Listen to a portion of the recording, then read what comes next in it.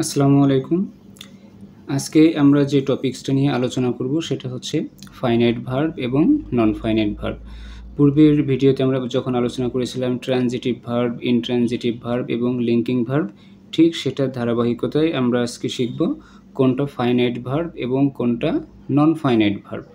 তো বাক্যে যখন আমরা এগুলো ব্যবহার করব যখন একটা আমরা বাক্যের মধ্যে ভার্ব পাবো তখন সহজে আমরা বুঝতে পারবো যে কোনটা ফাইনাইট এবং কোনটা নন ফাইনাইট ভার্ব হিসেবে আমাদের বাক্যে ব্যবহার করা হয়েছে। হ্যাঁ, তো এখন আমরা মূল আলোচনায় চলে যাই।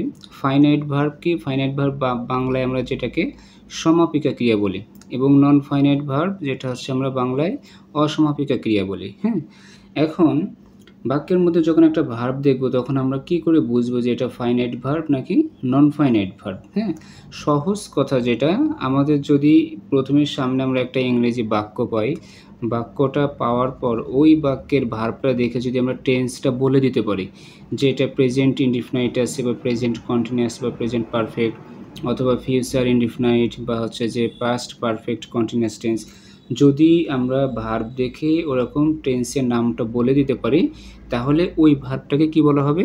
Finite verb. হ্যাঁ, অর্থাৎ সমাপিকা ক্রিয়া। আবার এই ফাইনাইট ভার্বগুলো কি হয়? বাক্যের মধ্যে মেইন ভার্ব, হ্যাঁ, মেইন ভার্ব হিসেবেও কিন্তু বসে থাকে। তাহলে আমরা মূলত কীভাবে চিনব?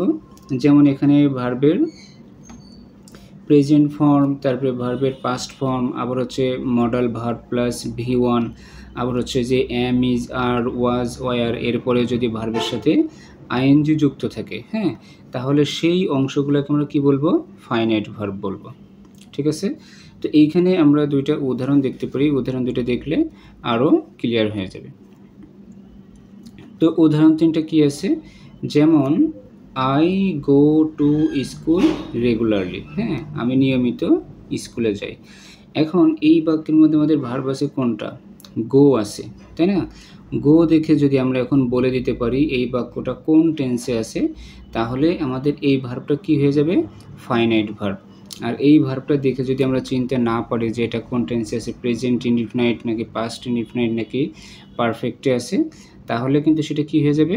নন ফাইনাইট হয়ে যাবে। হ্যাঁ, আচ্ছা, তাহলে আমরা কিন্তু এখানে সহজেই বলে দিতে পারি যে সাবজেক্ট আছে, ভার্বের প্রেজেন্ট ফর্ম আছে, আর এই যে অতিরিক্ত একটা অংশ দিয়ে আছে, তাহলে এই ভার্বটা হচ্ছে আমাদের কি ভার্ব? ফাইনাইট ভার্ব, কারণ এটা হচ্ছে প্রেজেন্ট ইনডিফিনাইট টেন্সে আছে। আচ্ছা, পরেরটা কি আছে? She goes to office by bus. এই যে এখন এইখানে আমাদের কি আছে? সাবজেক্ট আছে, ভার্ব আছে, তারপরে যে অতিরিক্ত একটা অংশ দিয়ে আছে। এখন এইখানে যে গোজ যে ভার্বটা আছে, এই ভার্বটা দেখে যদি আমরা টেন্স বলে দিতে পারি এটা কোন টেন্সে আছে, তাহলে আমরা কি বলবো? এই ভার্বটাকেই ফাইনাইট ভার্ব বলবো। হ্যাঁ, আচ্ছা, তারপরের উদাহরণটা কি আছে? They have visited this place. আচ্ছা, they have visited this place, এখন যদি আমার বলে যে হ্যাভ ভিজিটেড অথবা হ্যাভ, এখানে হচ্ছে যে কি ভার্ব হিসেবে বসছে? ফাইনাইট ভার্ব নাকি নন ফাইনাইট ভার্ব? তাহলে আমরা বলবো অবশ্যই ফাইনাইট ভার্ব হিসেবে বসেছে, কারণ এইখানে এই যে হ্যাভের পরে কি আছে? V3 আছে। আমরা জানি হ্যাভ, হ্যাজ, হ্যাড, এরপরে ভার্বের কোন ফর্ম বসে? ভার্বের 3 ফর্মটা বসে, তাই না? অর্থাৎ পাস্ট পার্টিসিপল ফর্মটা বসে। তাহলে আমরা এটা বলে দিতে পারি যে এটা হচ্ছে আমাদের প্রেজেন্ট পারফেক্ট টেন্স, তাই না? এই যে হ্যাবের পরে V3 আছে, তার মানে বাক্যটা দেখেই আমি বলে দিতে পারলাম এটা কোন টেন্সে আছে। আর যেহেতু আমরা টেন্স যখন বলে দিতে পারবো তখন ওই ভার্বটাকে আমরা কি বলবো? ফাইনাইট ভার্ব বলবো। হ্যাঁ, আরও সহজ করে যদি আমরা বলি, আচ্ছা, এই যে আমাদের বাক্যের মধ্যে যে সাবজেক্ট থাকবে অথবা যে পার্সন থাকবে, এই পার্সনের সাথে সাথে যদি ভার্বও পরিবর্তন হয় বা ভার্বও পরিবর্তন করা যায়, তাহলে ওই ভার্বটাকে আমরা কি বলতে পারবো? ফাইনাইট ভার্ব বলতে পারবো। অথবা টেন্স পরিবর্তনের সাথে সাথে যে সকল ভার্বগুলোও পরিবর্তন হয়ে যায় নাম্বার ও পার্সন অনুযায়ী, সেই ভার্বটাকেও আমরা কি বলতে পারবো? ফাইনাইট ভার্ব বলতে পারবো। এখন যার কাছে যেটা সহজ হবে সেটা সেইভাবে খেয়াল রাখবে। তো হচ্ছে যে যদি এইভাবে আমরা মনে রাখি যে একটা বাক্য দেখার পর যদি আমরা ওই বাক্যের টেন্সটা বলে দিতে পারি, হ্যাঁ, এটা কোন টেন্সে আছে, যদি টেন্সটা বলে দেওয়া যায় তাহলেই ওই ভার্বটা ফাইনাইট ভার্ব, আর কোনো কিছু নাই। হ্যাঁ, আচ্ছা, আশা করি ফাইনাইট ভার্বটা বোঝা গেছে। এরপর আমরা যেটা শিখব সেটা হচ্ছে যে non finite verb. Non finite verb কিন্তু আমরা আগেই বলেছি যে নন ফাইনাইট ভার্বটা কি? এটা হচ্ছে যে অসমাপিকা ক্রিয়া, হ্যাঁ, বাংলা যেটাকে আমরা অসমাপিকা ক্রিয়া বলে থাকি। এখন অসমাপিকা ক্রিয়া বা নন ফাইনাইট ভার্বটা আমরা কীভাবে চিনব? এই ভার্বটা যখন আমাদের বাক্যে ব্যবহার করা হবে তখন ভার্ব দেখে কিন্তু টেন্স চেনা যাবে না। যেমন আমরা আগে কিন্তু বলছিলাম যে এই বাক্যের মধ্যে ভার্বটা প্রেজেন্ট ইনডিফিনাইট বা পাস্ট ইনডিফিনাইট বা ফিউচার পারফেক্ট, হ্যাঁ, এইভাবে বসেছে। এটা কিন্তু আমরা বলে দিতে পারছিলাম, কারণ ওটা ফাইনাইট ভার্ব ছিল। কিন্তু যে ভার্ব দেখে আমরা এই টেন্সটা বলতে পারবো না সেটা হচ্ছে আমাদের কী হয়ে যাবে? নন ফাইনাইট ভার্ব হবে, হ্যাঁ। আর আরেকটা কথা হলো, এরা কখনোই মেইন ভার্ব হিসেবে বসে না। তার মানে বাক্যের মধ্যে আমাদের যে ভার্বগুলো ব্যবহার করব, এই নন ফাইনাইট ভার্বগুলো কখনোই মেইন ভার্ব হিসেবে বসবে না, হ্যাঁ। এখন এটার বাইরেও আমরা হচ্ছে যে কিছু কিছু নমুনা আছে যারা এই ফর্মগুলো নিয়ে যদি বাক্যের মধ্যে বসে তাহলে তাদেরকে আমরা কি বলতে পারবো? নন ফাইনাইট ভার্ব বলতে পারবো। যেমন একটা বাই থাকবে, বাইয়ের পরে যদি মূল ভার্বের সাথে আইএনজি যুক্ত হয়, তারপরে উইদাউট আছে, উইদাউটের পরে যদি মূল ভার্বের সাথে আইএনজি যুক্ত হয়, তারপরে 2 + V1 যেটাকে আমরা ইনফিনিটিভ বলি, আচ্ছা, তারপরে কি আছে?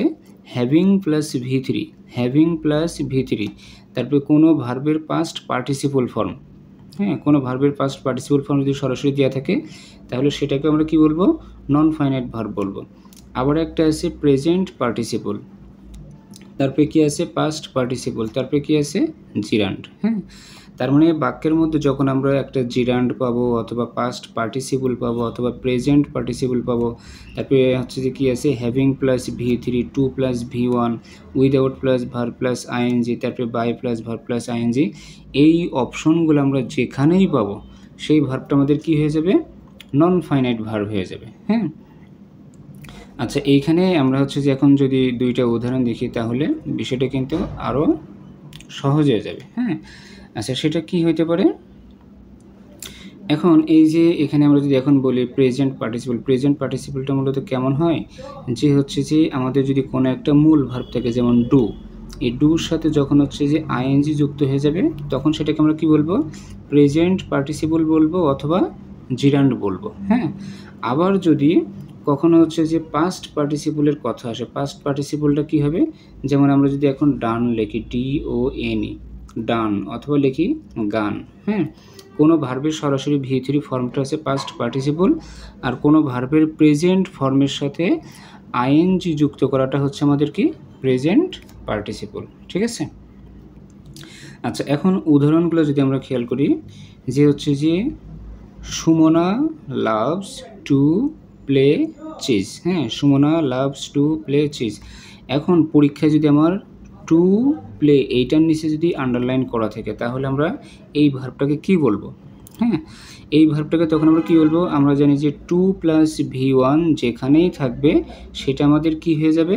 সেটাই নন ফাইনাইট ভার্ব হয়ে যাবে। 2 + V1 যেটা থাকবে সেটাই নন ফাইনাইট ভার্ব হয়ে যাবে। আরেকটা আছে এখানে, এই যে সুইমিং, হ্যাঁ, যদি এখন সুইমিংয়ের নিচে দাগ দেওয়া থাকে, যে সুইমিংটা আমাদের কি ফাইনাইট ভার্ব নাকি নন ফাইনাইট ভার্ব? বা যেহেতু এখানে সুইমটা আমাদের কী ছিল? সুইমটা হচ্ছে সাঁতরানো বা সাঁতার কাটা, একটা মূল ভার্ব ছিল, তার সাথে কী যুক্ত হয়েছে? আইএনজি যুক্ত হয়েছে। তার মানে এটা কি? এটা হচ্ছে প্রেজেন্ট পার্টিসিপল, তাই না? আচ্ছা, এখন এই যে আমাদের এই ভার্বের সাবজেক্ট হিসেবে যদি কোনো আইএনজি ফর্ম বসে, হ্যাঁ, কোনো ভার্বের সাথে যদি আইএনজি হয় তখন সে কিসের মতো কাজ করে? তখন সে কিন্তু নাউনের মতো কাজ করে, ঠিক আছে। তার মানে এটাকে আমরা এখন কি বলবো? এটাকে আমরা জিরান্ড বলতে পারবো, এটাকে আমরা নাউন বলতে পারবো, হ্যাঁ। কিন্তু এখন যদি কেউ বলে যে এইখানে যে সুইম ছিল আমাদের মূল ভার্ব, এই ভার্বের সাথে আইএনজি যুক্ত হয়েছে সুইমিং, তাহলে এই অংশটা দেখে কেউ কি বলতে পারবে যে এটা কোন টেন্সে আছে? এই যে ইজ সহ এই অংশ বাদ, হ্যাঁ, শুধুমাত্র সুইমিং এটা দেখে কি কেউ বলতে পারবে এটা হচ্ছে যে প্রেজেন্ট কন্টিনিউয়াস নাকি পাস্ট কন্টিনিউয়াস নাকি এটা প্রেজেন্ট পারফেক্ট কন্টিনিউয়াস টেন্সে আছে? শুধুমাত্র সুইমিং দেখে কেউ কিন্তু বলতে পারবে না। তার মানে এইটা হচ্ছে আমাদের কি হবে? Non finite verb. তার মানে এই নন ফাইনাইট ভার্বটা আমাদের এখানে সাবজেক্ট হিসেবে বসেছে, হ্যাঁ, সাবজেক্ট হিসেবে বসেছে কিসের মতো কাজ করছে? নাউনের মতো কাজ করেছে, হ্যাঁ। তার মানে এটাকে আমরা কী বলতে পারি? এটাকে আবার জিরান্ডও বলতে পারি, ঠিক আছে। আচ্ছা, তারপরে কি আছে? Without working hard, you can't shine in life, হ্যাঁ। তো আমাদের এই যে এখানে কয়টা অংশ আছে, দুইটা, কমার পূর্বে একটা অংশ আছে আর পরে আর একটা অংশ আছে। এখন যদি আমাদের হচ্ছে যে এখানে এরকম দিয়ে দেয় যে উইদাউট ওয়ার্কিং হার্ড, এখানে এই যে আমাদের ওয়ার্কিং দেওয়া আছে, এটার নিচে সাপোজ আমাদের আন্ডারলাইন করা আছে বা হচ্ছে যে উইদাউট সহই আন্ডারলাইন করা আছে, যদি এরকম থাকে তো সোজা কথা এইখানে যে অংশটা আছে, কমার পূর্ববর্তী যে অংশটা আছে, এটা দেখে কি আমরা বলতে পারবো এটা কোন টেন্সে আছে? এই যে এখানে আইএনজি আছে কিন্তু তার পূর্বে কিন্তু কোনো সাহায্যকারী ভার্ব নেই। আচ্ছা, তাহলে এটা কোন টেন্সে আছে এটা কিন্তু আমরা বলতে পারছি না যে প্রেজেন্ট কন্টিনিউয়াস নাকি পাস্ট কন্টিনিউয়াস নাকি প্রেজেন্ট সে পারফেক্ট কন্টিনিউয়াস। যদি এরকম আমরা বলতে পারতাম তাহলে এই ভার্বটাকে আমরা কি বলতে পারতাম? ফাইনাইট ভার্ব বলতে পারতাম। তো যেহেতু আমরা চিনতেছি না যে এটা আসলে ভার্বের কোন ফর্মে আছে বা আমাদের যে টেন্সগুলো আছে টেন্সের মধ্যে এটা কোন টেন্সে পড়ছে, এটা যেহেতু ডিটেক্ট করা যাচ্ছে না, তার মানে নিঃসন্দেহে এটা হচ্ছে আমাদের কি ভার্ব? Non finite verb. আচ্ছা, এখানে এই যে আমরা যদি এখন দ্বিতীয় অংশটা খেয়াল করি, এখানে কি আছে? You can shine in life. হ্যাঁ, এখানে হচ্ছে যে যেমন আমাদের একটা মডেল অক্সিলারি ভার্ব আছে, তারপরে হচ্ছে যে একটা মূল ভার্বের প্রেজেন্ট ফর্ম দেওয়া আছে। তার মানে এটা যত সহজে আমরা দেখেই টেন্সটা আলাদা করতে পারছি, কিন্তু এই যে প্রথম যে অংশটা ছিল ওয়ার্কিং দেখে কিন্তু আমরা টেন্সটা আলাদা করতে পারি নাই।